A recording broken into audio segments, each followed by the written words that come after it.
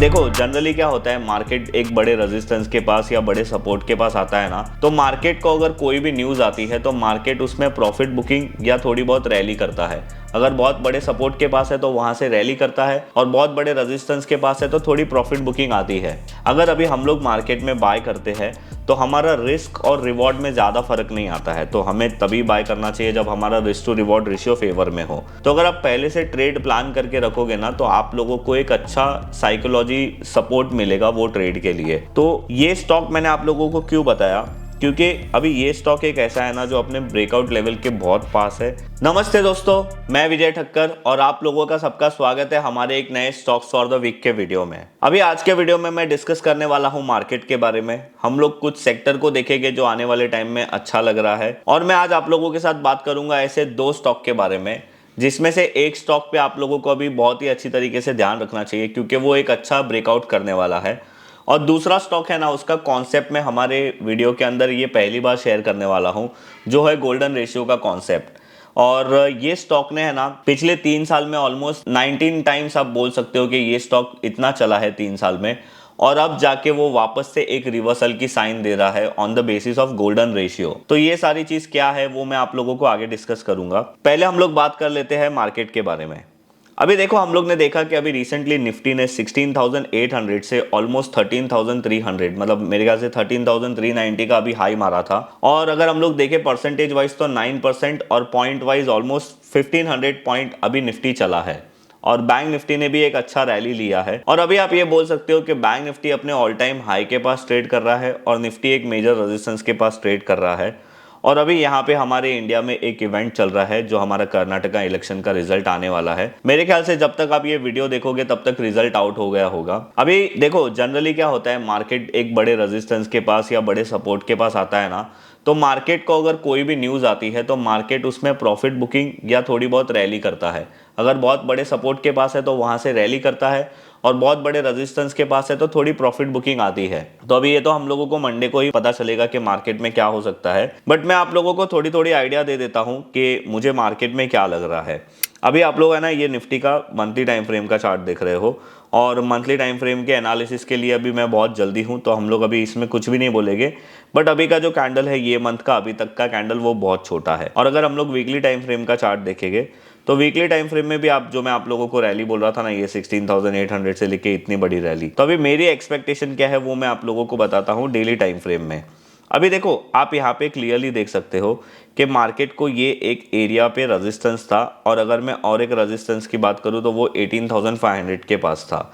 अभी मार्केट है ना कंटिन्यूसली यहाँ पे मतलब डोजी कैंडल बना रहा है, तो ये एक अच्छी साइन नहीं होती है। अगर मार्केट को रैली करना है तो उसको स्ट्रॉन्ग कैंडल बनाना चाहिए, और एक रैली के बाद अगर बहुत सारे डोजीज आ रहे हैं तो यहाँ पे पॉज आ सकता है। अभी मेरी एक्सपेक्टेशन क्या है कि मार्केट आने वाले टाइम में कहाँ तक करेक्ट करेगा, तो मुझे ध्यान देना चाहिए। तो देखो, सबसे इंपॉर्टेंट लेवल जो मुझे ऐसा लग रहा है वो है 17,800 से लेके 17,900। अगर कोई भी ऐसा रीजन होता है जिससे मार्केट में करेक्शन आता है तो ये लेवल पे मैं बहुत अच्छी तरीके से ध्यान दूंगा, और यहाँ पे मैं बाइंग अपॉर्चुनिटी ढूंढूंगा। मैं अभी भी आपको यही बता रहा हूँ कि मार्केट ने अपना जो डाउन ट्रेंड था ना, आप यहाँ पे देख सकते हो, जो इतने 4-5 महीने से मार्केट डाउन ट्रेंड में चल रहा था, वो मार्केट ने डाउन ट्रेंड खत्म कर दिया है। बट मार्केट अभी अच्छे ट्रेंड में है, पर इसका मतलब ये नहीं है कि हम कौन से भी लेवल पे बाय करें, क्योंकि रिस्क टू रिवॉर्ड रेशियो में अगर अभी हम लोग मार्केट में बाय करते हैं तो हमारा रिस्क और रिवॉर्ड में ज्यादा फर्क नहीं आता है। तो हमें तभी बाय करना चाहिए जब हमारा risk to reward ratio favour में हो। तो ये मेरा मार्केट पे व्यू है कि मार्केट अभी पॉजिटिव है, बट एक अच्छे खासे करेक्शन के बाद एक अच्छे सपोर्ट के पास मार्केट आता है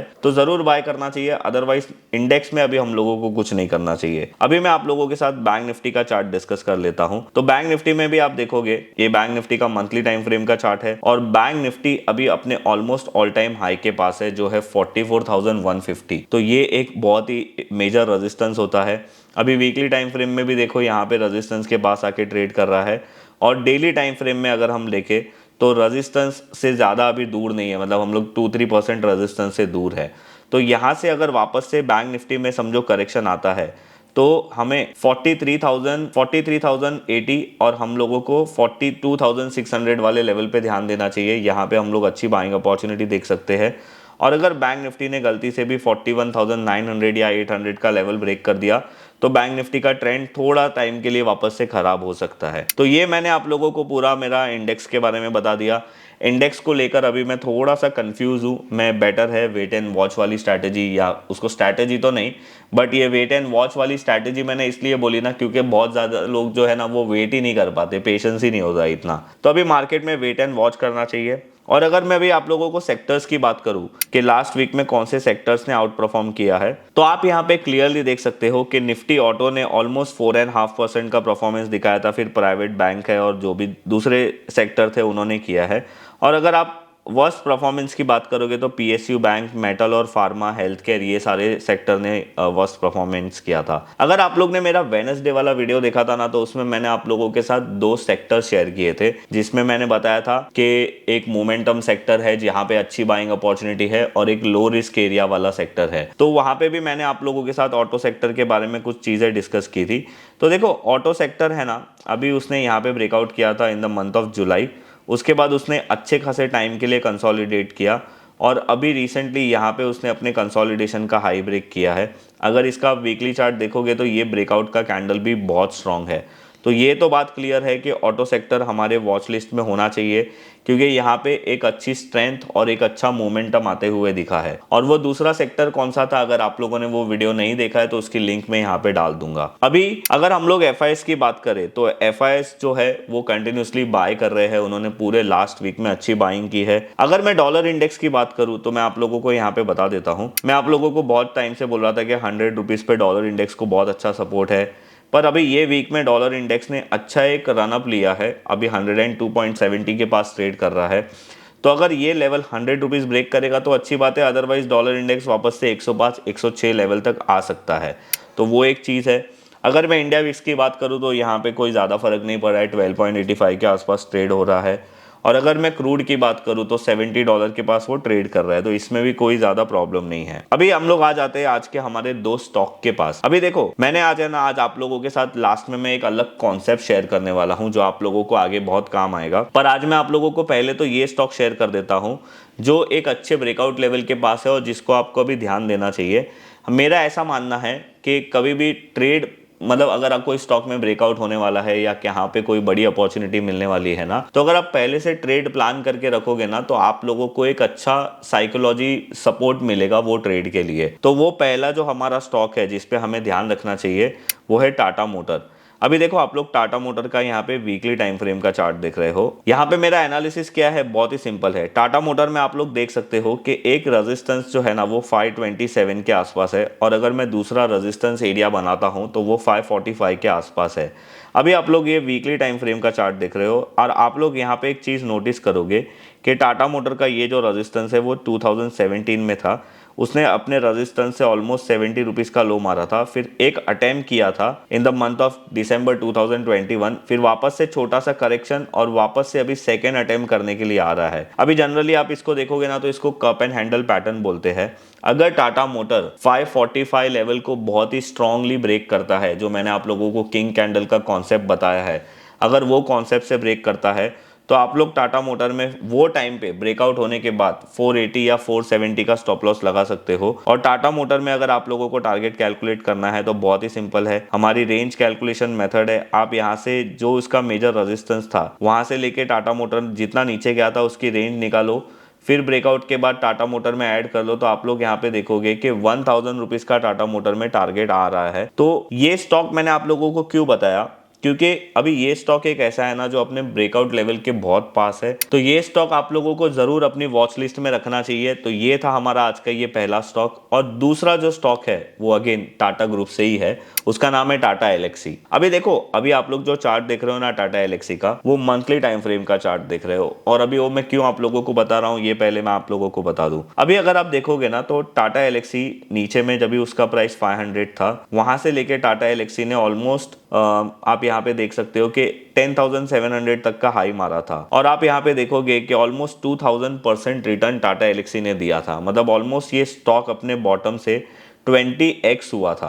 तो अगर आप इसका वीकली टाइम फ्रेम का चार्ट देखोगे तो अगर कोई ट्रेंड एनालिसिस समझता है तो उसको ये पता चलेगा कि ये स्टॉक मतलब 2020 से ये स्टॉक अभी तक मतलब 2022 अगस्त तक एक क्लियर कट अप ट्रेंड में चल रहा था। तो ये स्टॉक अप ट्रेंड में चलने के बाद अगर ये स्टॉक इतना अच्छा था और ये स्टॉक इतना अच्छा खासा अप ट्रेंड में चल रहा था, तो ये स्टॉक में अभी रिसेंटली आप यहाँ पे देख सकते हो अपने लाइफ टाइम हाई मारने के बाद ये स्टॉक में ऑलमोस्ट 45 से लेके 50% का करेक्शन आया। तो अभी मैं ये स्टॉक आप लोगों को बाय क्यों बोल रहा हूँ, बहुत सिंपल चीज है। फिबोनाची रिट्रेसमेंट करके एक चीज होती है, एक टूल होता है जिससे आप किसी भी स्टॉक का सपोर्ट और रेजिस्टेंस लेवल निकाल सकते हो। नॉर्मली मैं आप लोगों को सपोर्ट और रेजिस्टेंस लेवल कैसे निकालना है, कैसे करना है, वो सारी चीज तो सिखाता ही हूँ, पर फिब रिट्रेसमेंट के बेसिस से भी आप सपोर्ट और रेजिस्टेंस निकाल सकते हो। अभी ये केस में हम लोगों को क्या करना चाहिए, ये स्टॉक का अप ट्रेंड यहां से शुरू हुआ था तो हम लोग एक पॉइंट ए हम लोग इसको पकड़ते हैं और ये स्टॉक का जो अप ट्रेंड था वो ऊपर तक जो इसका लाइफ टाइम हाई था वहां तक चला था, तो हम लोग उसको पॉइंट बी पकड़ते हैं। अभी फिबोनाची रिट्रेसमेंट में ना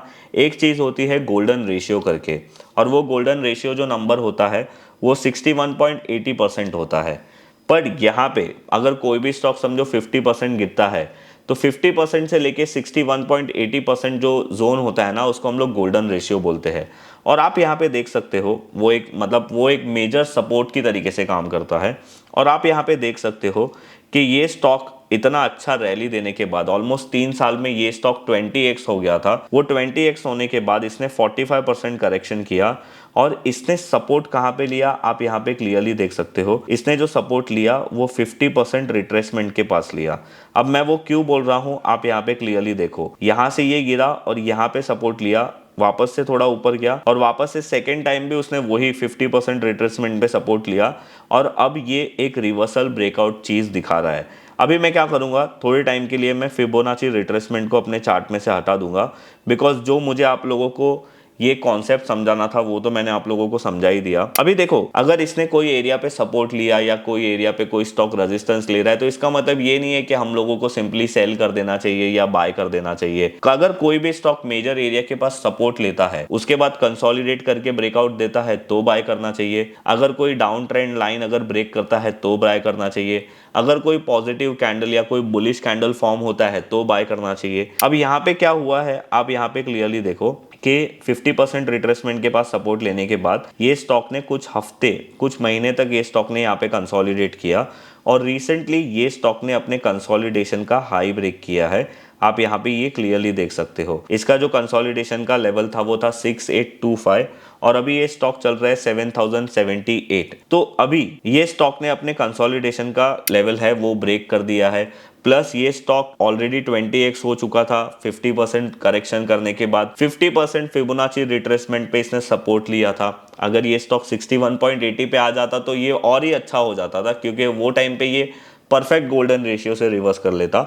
बट यहाँ पे अभी मैं आप लोगों को क्या समझाने की कोशिश कर रहा हूँ कि ये स्टॉक अच्छा है, वो ये स्टॉक ने पहले 3 साल में ऑलरेडी दिखा दिया था। ये अच्छे स्टॉक में अगर हम लोगों को अच्छा करेक्शन मिला और करेक्शन के बाद एक मतलब लॉजिकल लेवल के पास आके ये स्टॉक रिवर्सल दे रहा है तो ये स्टॉक आप लोगों के लिए एक बहुत ही अच्छी शॉर्ट टर्म इन्वेस्टमेंट अपॉर्चुनिटी बन सकता है।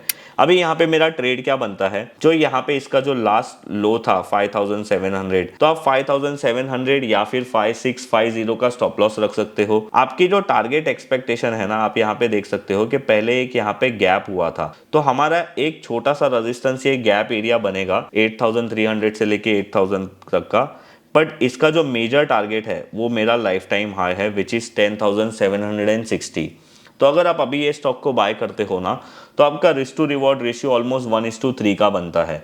और अगर ये अपने लाइफ टाइम हाई को ब्रेक कर देगा तो ये स्टॉक ऑलरेडी ये स्टॉक ने बता दिया है कि ये अच्छी कंपनी है तो शायद ये और भी अच्छा परफॉर्म कर सकता है। तो बस ये था मेरा आज का ये कॉन्सेप्ट और ये थे मेरे आज के वो दोनों स्टॉक जो दोनों एक ही मैनेजमेंट से थे। बट मैंने ऐसे जानबूझ के नहीं निकाला, मैं जस्ट अपनी स्टडी कर रहा था और मैंने देखा कि ये दोनों एक ही मैनेजमेंट से है और ये दोनों स्टॉक में एक अच्छा लॉजिक बनता है तो मैंने आप लोगों के साथ शेयर कर दिया। अभी मैं आप लोगों को एक डिस्क्लेमर दे देता हूँ कि यहाँ पे मैं आप लोगों को कोई भी स्टॉक बाइंग या सेलिंग रिकमेंडेशन नहीं दे रहा हूँ, सिर्फ मैं आप लोगों को कॉन्सेप्ट समझा रहा हूँ विद द लाइव एग्जाम्पल। अगर आप लोगों को यहाँ पे कोई भी बाइंग या सेलिंग करना है तो आप अपने फाइनेंशियल एडवाइजर को ज़रूर पूछना और उसके बाद ही कोई एक्शन लेना। और दूसरी चीज़, आप लोग मुझे बहुत सारी चीज़ें पूछते हो कि सर आप ऐसे स्टॉक को कैसे ढूंढते हो, तो अगर आप लोगों को उसके बारे में ज़्यादा सीखना है तो आप हमारा 21 और 22 मई का ऑनलाइन वेबिनार है, आप उसको ज्वाइन कर सकते हो। 21 को मैं आप लोगों को सिखाऊंगा, 2 स्ट्रैटेजी सिखाने वाला हूँ। ये स्ट्रैटेजी भी सिखाऊंगा। बेसिकली ये स्ट्रैटेजी नहीं है, अच्छे स्टॉक को सिलेक्ट करके कैसे उसको अच्छा ट्रेड करना है, ये शॉर्ट टर्म इन्वेस्टमेंट वाली स्ट्रैटेजी है, ये मैं आप लोगों को सिखाऊंगा। और वहाँ पे मैं आप लोगों को एक इंडेक्स की भी इंट्राडे स्ट्रैटेजी सिखाऊंगा, जो सिर्फ मैं बैंक निफ्टी और निफ्टी में आप लोगों को सजेस्ट करूंगा कि ट्रेड करना। तो 21 को हम लोग वो करेंगे और 22 को मैं 3 सेशन लूंगा, लाइव सेशन, जिसमें मैंने आप लोगों को जो 21 को सिखाया है ना, उसको कैसे अप्लाई करना है हम लोग वो लाइव मार्केट में करेंगे। तो बस ये था मेरा आज का ये वीडियो। अगर आप लोगों को हमारे ऑनलाइन वेबिनार में रजिस्ट्रेशन करना है तो उसकी लिंक मैं नीचे डिस्क्रिप्शन में दे दूंगा। अगर आज का ये वीडियो आप लोगों को अच्छा लगा है और आज का जो मैंने आप लोगों को कॉन्सेप्ट सिखाया है गोल्डन रेशियो वाला, अगर वो अच्छा लगा है तो आप मेरे वीडियो को लाइक ज़रूर करिए और कमेंट में ज़रूर बताइए कि आज आपने मेरे वीडियो में नया क्या सीखा। अगर आप मेरे चैनल पे नए हो तो आप मेरे चैनल को सब्सक्राइब कर सकते हो। और सबसे ज़्यादा इंपॉर्टेंट चीज़, मैं आप लोगों को एक चीज़ बताना भूल गया था, मेरा है ना एक जो स्टॉक पे एक वीडियो आया है जिसमें मैंने अपने लाइफ की जर्नी शेयर की है। तो अगर आप लोगों ने अभी तक वो वीडियो नहीं देखा है तो उसकी लिंक भी मैं यहाँ पे डाल दूंगा, आप वो वीडियो जाके ज़रूर देखिए।